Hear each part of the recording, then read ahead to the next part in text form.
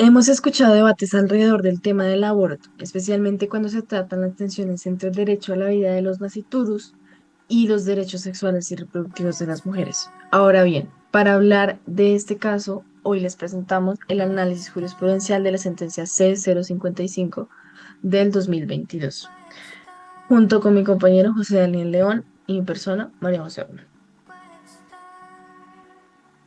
Estos serán algunos de los elementos que miraremos como parte del análisis jurisprudencial: la estructura de la sentencia, la narración de la línea jurisprudencial, la cosa juzgada constitucional, la ratio decidendi, una breve conclusión a modo de reflexión.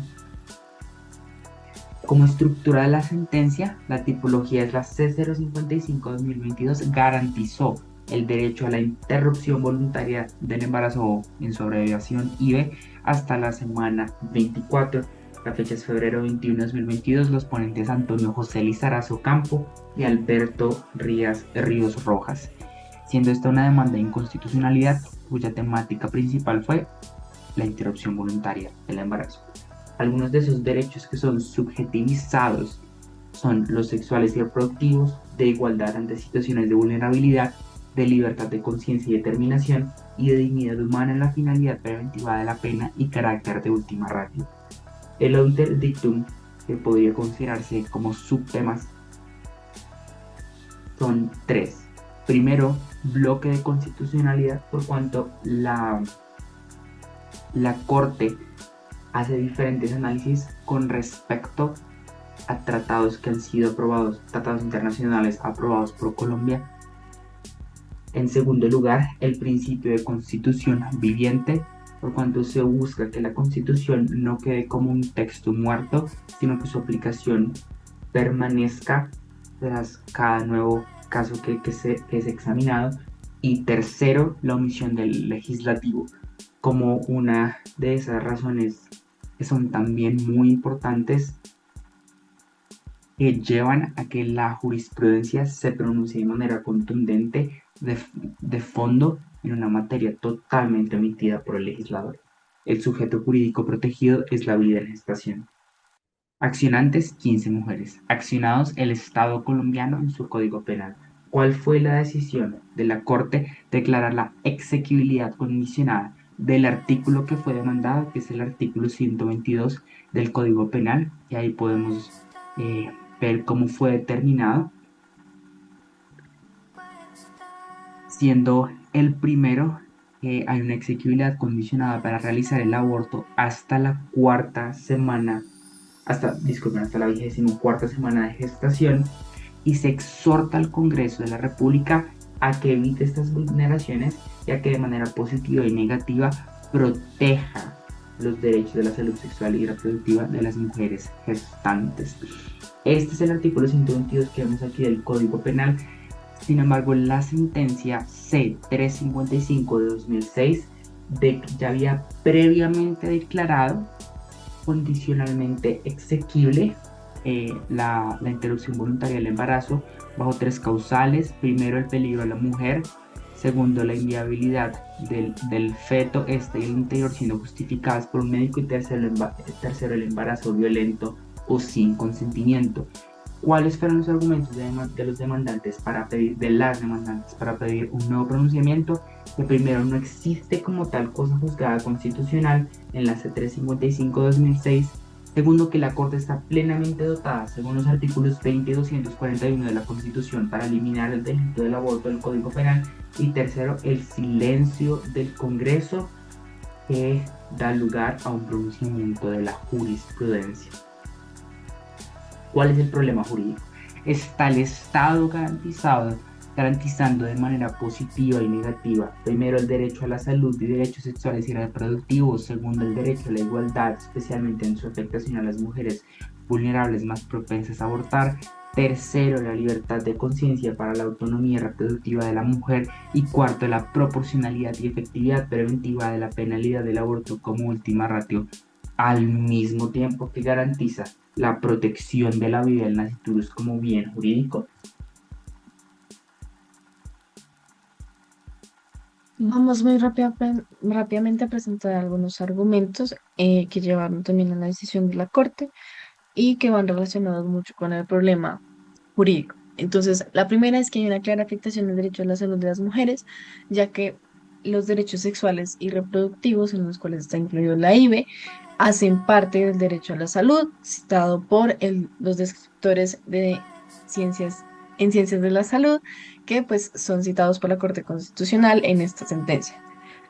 La otra cosa es que hay una función preventiva en el caso del derecho punitivo para el delito específico del aborto, ya que este también viene a proteger al no nacido, ya que al tratar de prevenir los abortos y haber menos abortos, pues obviamente se afecta menos la vida de los no nacidos. Y también se tiene el argumento de que hay una dualidad entre la función positiva y negativa de la despenalización del aborto. ¿Qué se refiere con esto? Que pues la función positiva viene siendo que el Estado debe garantizar estos derechos sexuales y reproductivos en los cuales se incluye la IVE y que aparte de garantizarlos debe no penalizarlos y no procesar a las mujeres por abortar. Y esta viene siendo la parte negativa.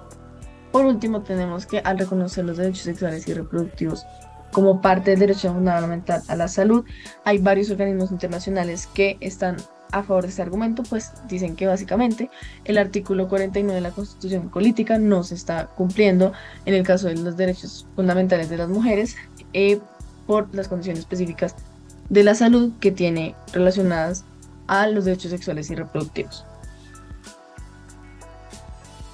Empezamos el ejercicio del desarrollo de la línea jurisprudencial con el punto de apoyo, siendo este la sentencia 355/2006. Como ya vimos, esta analiza los mismos derechos de la sentencia de análisis presente con argumentos diferentes. Son los cuatro mismos argumentos y derechos que se han visto desde el problema jurídico, solo que fue resultado de tres demandas contra los artículos 122, 123, 124 y 32 del Código Penal, pero asimismo también tienen en cuenta la proporcionalidad jurídica. Sin embargo, la sentencia presente determinó que esta, aunque genera un punto de apoyo fundamental, no llegó a tratar de fondo la cosa juzgada.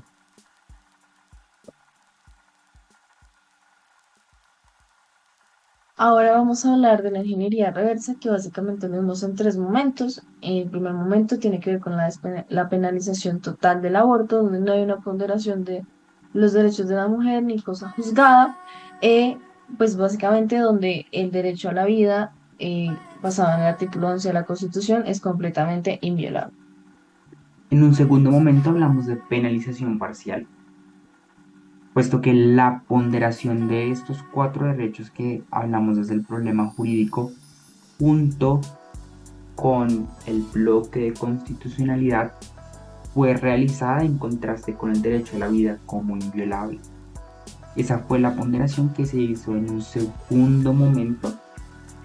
Las conclusiones fueron diferentes y se determinó la falta de la cosa juzgada material en los pronunciamientos previos, es decir, en la serie de tutelas y otras acciones previas a 2006.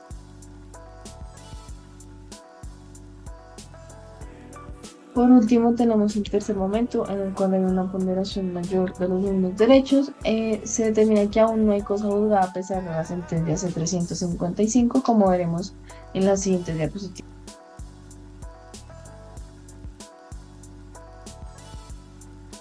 Ahora vamos a hablar de por qué no hay cosa juzgada. Entonces, según la Corte Constitucional, citado pues, desde esta sentencia, no hay cosa juzgada por tres razones principales. La primera es que en el año 2006 la Corte pues no dijo qué obligaciones tenía el Estado relacionadas con la IVA y los derechos sexuales y reproductivos. La segunda es que aún no habían recomendaciones de la no discriminación al aborto por organismos de protección a derechos humanos y por lo tanto pues esta sentencia no se acogía a estas. Y la tercera es que gracias a la dualidad delito no era posible como relacionar al IVE con los derechos sexuales y reproductivos relacionados a estos con el derecho a la salud, el derecho fundamental a la salud.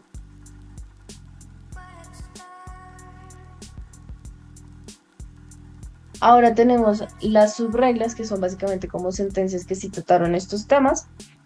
En la primera se dan como las sentencias de los 90, que son la C 133 del 94 y la C 093 del 97. Estas básicamente reiteran exequible el aborto. En el caso de la primera era una búsqueda de despenalización, en el caso de la segunda era una búsqueda en aumento de penas y las dos reiteraron que el aborto es un delito que pues no se puede como modificar para el momento. En el segundo momento incluimos la sentencia C-355, que ya fue explicada, pero que aquí cabe mencionar que la protección de la vida en el orden constitucional consta en este caso de niveles, no es absoluta y pues los principios son un poco más variables. Y en el tercer caso quisimos incluir una sentencia diferente a la parte de la que estamos presentando, que es el caso de la tutela EMA versus la EPS compensar, donde básicamente Emma necesitaba por condiciones médicas, porque su feto no iba a sobrevivir y ella probablemente tampoco, realizarse un aborto. Y entonces, ¿qué es lo que pasó? Pues que hubo negación por parte tanto del juez como de la EPS y fue un proceso súper, hiper, mega largo para Emma, sabiendo que pues, su embarazo seguía desarrollando en condiciones precarias. Aquí se hace un llamado de atención al Congreso, aparte de los que ya se había hecho, poder regular este tema, pero fue como uno de los más conocidos. Y también hay un llamado al Ministerio de Salud para que se cumpla la sentencia C-355 del 2006. Finalmente tenemos nuestra línea jurisprudencial donde podemos ver gráficamente lo que hemos venido hablando, como a la derecha tenemos al nasciturus protegido como el derecho fundamental a la vida, y esto va, se va transformando hasta llegar a la que tenemos hoy en día, la C055-2022, donde hay una ponderación del derecho del nasciturus a la protección de la vida como sujeto jurídico con los derechos de la mujer. Y finalmente llegamos a la ratio decidendi, donde tenemos 5 pilares. El primero nos habla de cómo la Corte decide hacer permanente parte del análisis de la sentencia 355-2006, declarando el artículo 22 de la ley 599 del 2000 parcialmente exequible, que se debe crear un sistema de plazos del aborto, siendo estos primero, segundo y tercer trimestre de acuerdo a la autonomía y a ciertas condiciones del feto, y tercero, la regulación política pública que contemple la salud sexual y reproductiva de la mujer. En el segundo pilar de la ratio decidendi se genera el concepto de autonomía, es decir, el feto, aparte de la mujer, tiene una probabilidad de mantener su autonomía. Según las determinaciones, desde el tercer trimestre, desde la semana 24, la autonomía para mantener la vida, en el caso, por ejemplo, de un embarazo prematuro, se eleva en comparación con el primero y segundo trimestre. Por eso se define que hay dos bienes jurídicos en la etapa de gestación: existencia, primero, segundo, y autonomía, tercer trimestre. Y se determina el concepto de posibilidad de vida autónoma extrauterina en la jurisprudencia constitucional. Se protege la vida de manera gradual e incremental.